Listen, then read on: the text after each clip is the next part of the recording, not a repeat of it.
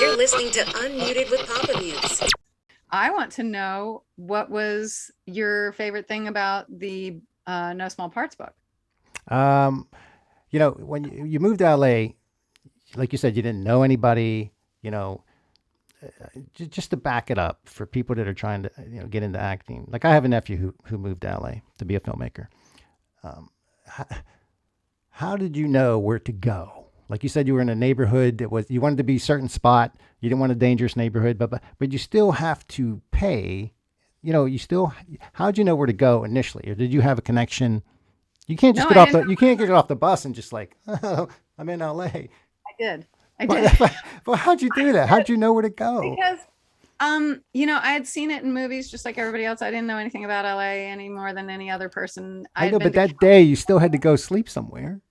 Yeah. So I drove across country, so I had a car, Okay. and we didn't have the internet back then. So the Ah, answer to how do you do it now is how do you do it now is the internet. makes That's how you. sense. Yeah, because when I moved to New Orleans, now New Orleans I've been to a billion times in my life, but New Orleans, when I was planning my move, I didn't have time for a trip. And so I found my apartment on the internet, and I sent my money, like a month before I planned on moving here, to make sure I got the spot that I had found. And How'd you know it I was did it. safe though, so to speak? I chose the neighborhood based on a number of markers. So, for example, if you're moving to LA, anything in the Beverly Hills uh, zip codes, anything in the Beverly Hills purview has its own police force. Hmm. Well, we have an area here in New Orleans that has the same thing. The Garden District has its own police force. So when I moved here, I thought, well, I don't know anybody and I don't know anything, so I'll move to the place that has its own police force. Because that way, like they made a point of saying that if I needed somebody to walk me to my door, Hmm. if my battery died and I needed a jump, like they made sure that I knew that they were a full service community, policing group, and that they weren't there just for about crime. They were there to assist the citizen, to protect and to serve. But you still had to have the coin to, I mean, I don't know what it was like back then, but nothing's cheap anymore. You know. No, and it was one of the most expensive neighborhoods in New Orleans. So that was a consideration, Mhm. but I just chose. You know what I did, and I did it both times. When I moved to LA, when I moved here, when I moved to New York, I just found the cheapest place in the best neighborhood. Makes sense. And you were by yourself. You didn't have roommates or anything. You. In New York, I had a roommate in New York because in New York I was there only half the week. And so that it made sense to have a roommate. And I also lived in a dorm environment at some point in a building that was owned with no roommate. I lived in a building that was owned by the Volunteers of America. And so my rent was extremely low. Hmm. I was a student, and the rent was extremely low, and it was a shared bathroom, shared cafeteria for meals, but my rent included 2 meals a day, and Sweet. they even cleaned my room for me. They would, mop the floors and change my sheets once a week. And this was New York you're talking about. Yeah. Okay. So I mean, it was like a dormitory. It wasn't very private. It wasn't very, I didn't have back then. We didn't have phones, so back then Oh my we had God, what are we gonna do? We don't have phones. Oh my God. one phone per floor for the entire floor. The good old days. So yeah, but that's my plan has always been, just find. It's the same thing I did when I moved to LA. I found a room in somebody's very nice house in the hills, and it was $400 a month, and I It's good. stayed there until I could figure out, like you Figure it just out. find.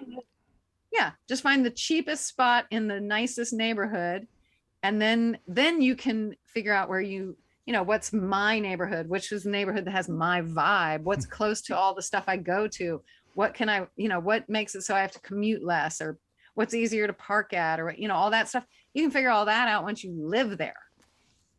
Good advice. Good advice. Yeah, and I signed 6-month rents on when I first moved to a place. Now, when I first moved to New Orleans, I signed a 6-month rental and stayed there for 10 years. But yeah, I sign a 6-month just in case. It's horrible. But you can find out nowadays, how could you not move on the internet? You can go on Google Earth and zoom down into. You can see the building literally. Yeah. On Google. When I moved here, I went and zoomed and like virtually walked all the neighborhoods that I was checking out. I could see where their watermarks were for Katrina, so I could tell who got flooded and who didn't. Wow. I could see who had issues with trash collection, who had issues with crime and all that, because you could see it on the streets. So, I just, nowadays, it makes no sense not to jump and try something, as far as like, but I've never been there before. Right. There are lots of reasons to not leave your environment. There's lots of reasons not to go somewhere new, but because I've never been there before is not one of them. Right. Good advice for young actors, filmmakers, etc. It's excellent advice. All right. So. Okay, great. All right. We have a good evening. All right. Thank you so much. Thank you. All right. Be well. Have a good night. All right. There you have it. Laura Cayouette. I want to thank Laura again for coming on the Papamutes podcast. Now, there's someone who walked the walk. She moved to LA, started to socialize, party, network, however you want to frame it, and she worked her way up. She has a wealth of knowledge, and she shares it in her book, No Small Parts. So I highly recommend reading that. I mean, if you're looking to get into acting seriously, read it. It's a reality check. It's not discouraging. It's more encouraging, but it's something I highly recommend to read. She's worked with many people. We only scratched the surface. I mean, people like Matthew McConaughey, Woody Harrelson, Will Smith, Kevin Costner, Samuel L. Jackson, Arnold Schwarzenegger, Gene Hackman, Jamie Foxx, Ruth Buzzy. I mean, Ruth Buzzy, come on. Classic. TV shows and films. I mean, obviously Friends was mentioned, Fantasy Island, Diagnosis, Murder, Nash Bridges, all the way back to the Larry Sanders Show. So again, there's a lot of knowledge there. She's online. She's there to help you. And she's still in the business. She's not retired by any means. So, and she likes beer and pasta. Can't beat that.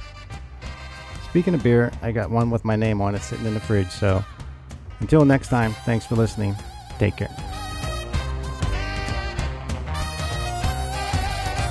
This has been an Unmuted podcast with Papamutes.